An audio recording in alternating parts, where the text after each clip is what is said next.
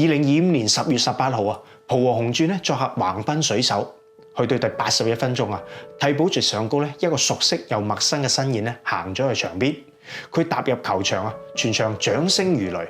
闊別咗1617日，重返正式比賽，沉默咗4年半嘅天才少年終於翻嚟啦！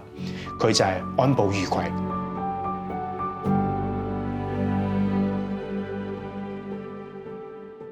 2018年球季咧，鹿島鹿角咧以亞冠冠軍嘅身份咧參加世冠盃，第一場咧就對陣墨西哥嘅瓜達拉哈拉隊。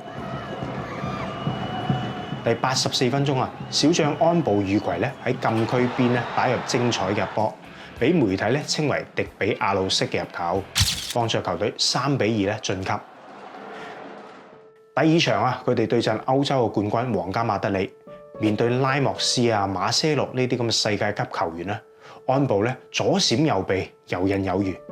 雖然咧球隊最終輸波，但係19歲嘅安保愉葵咧依然俾人哋留低深刻嘅印象。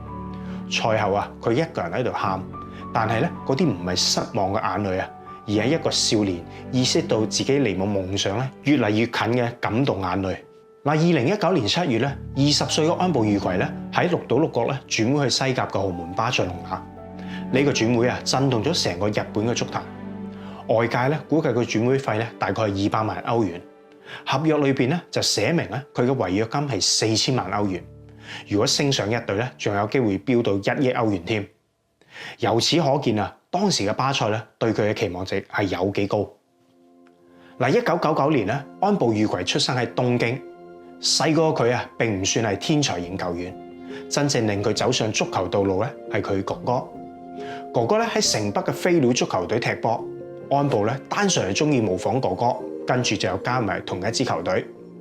成個小學階段啊，佢唯一一次做主角咧，係小學6年級嗰場北區青少年足球錦標賽決賽，佢一個人入咗4球，帶隊奪冠。到咗中學階段咧，安保愉葵加入咗前日本國家隊成員本田圭佑創立嘅 ST 足球隊。老實講啊，一開始咧佢完全唔想去嘅，因為佢好清楚自己嘅實力普通，覺得咧參加選拔咧應該會落選。但係父母堅持啊，佢只好頂硬上，結果咧意外通過。就係咁啊，沿住父母幫佢鋪好嘅路咧，安保正式開啟咗真正嘅足球生涯。升上高中咧，係佢人生第一次堅持自己嘅決定。當時啊，佢收到3間學校嘅邀請，但佢堅持咧要去廣島嘅瀨戶內高中，因為咧佢想感受寄宿嘅生活，想學會獨立。但最主要嘅係嗰一年咧，全國高中體育大會咧喺廣島舉行，而廣島咧可以派出2個學校參加比賽。佢知道啊，如果可以參加呢項賽事咧，就可以吸引職業球探嘅注意。對未來啊追求職業足球夢想咧，將會帶嚟巨大嘅幫助。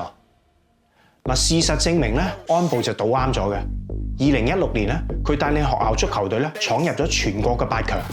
佢個人咧打入咗3球，被選為咧大會嘅優秀選手。從嗰一刻開始啊，安保愉葵呢個名咧就正式進入咗職業球會嘅視線。2017年咧，年僅18歲嘅安保愉葵咧加盟咗鹿島鹿角。有別於大多數同齡咧仲喺青年軍踢緊比賽嘅球員啊，佢喺 J League 嘅第5 round咧就首次亮相，去到第8 round 啊就直接獲得先發。之後咧喺天皇杯對陣愛知縣代表岡崎遠康嘅比賽裏邊啊，安保咧仲打入咗職業生涯嘅第1球。最終咧佢以2球1助嘅表現咧，幫助球隊5-0咧大勝，迅速征服咗鹿島鹿角球迷嘅心。之後2個球季咧，安保持續發光發熱，獲得咗 J League 嘅最佳年輕球員獎，亦繼承咗鹿島鹿角嘅10號波衫。出色嘅表現啊，令到安保收到咗巴塞隆拿嘅邀請，並且喺2019年咧喺巴塞嘅 B 隊咧開始咗佢嘅西班牙之旅。一開始啊，一切都好順利，佢西乙 B 嘅賽場咧穩坐主力嘅位置，仲喺友誼賽裏邊啊代表一隊完成首 show。當時嘅日本媒體啊集體嗨爆，認為真人版嘅大智慧嚟啦。但夢想咧喺2020年咧就破滅啦。2月嘅一場比賽啊，佢右邊大髀咧筋腱斷裂。呢個唔係普通嘅傷，而係一個可以改變足球人生嘅傷。之後嘅2個球季啊，佢陷入咗無限嘅循環，復出受傷，手術復出再受傷，慢慢啊，佢嘅上陣機會大減。之後嘅球季咧，佢甚至冇辦法獲得巴塞 B 隊嘅西乙註冊資格。最後一場比賽咧，定格咗喺2021年嘅5月。